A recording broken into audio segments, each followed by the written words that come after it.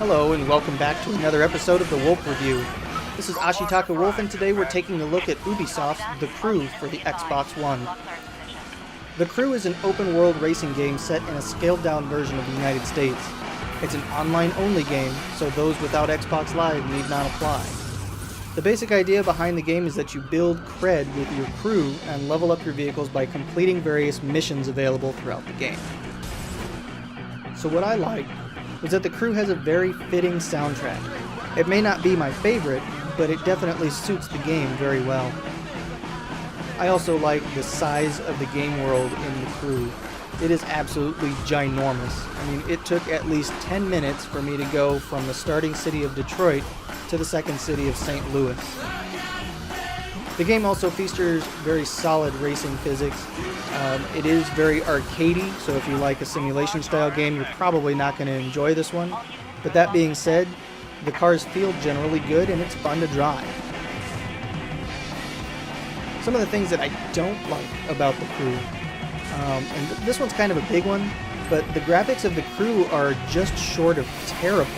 I mean, they look completely last gen.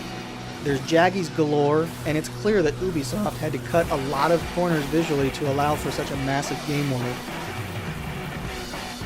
Now, I know I complain about load times a lot, but this game is absolutely atrocious when it comes to loading. Now, I feel like I spent half of my playtime in a loading screen. Something even as simple as closing the map after setting a waypoint has loading, so it takes seconds as opposed to just being an instant map closing. Very frustrating. The Crew also has an incredibly unimaginative story that leaves a lot to be desired, and it really doesn't make me want to come back and play the game more. The missions are repetitive and they get old after a while, and that's just, it just kind of detracts from the game overall. Finally, the AI can be very frustrating at times.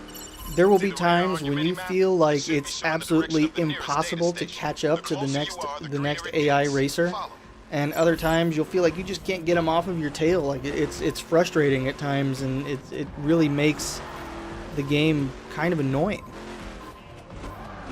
So overall, I'm going to give The Crew a 6.3. You know, the game is just okay. The graphics really suck, the story is boring and unimaginative, and while the game world is surprisingly large, it just isn't enough to make the game as awesome as it seemed like it was going to be when it was announced at E3. So, I mean, honestly, I can't in good faith recommend that you buy Ubisoft's The Crew. To me, it's just boring, and it's not really worth your hard-earned money.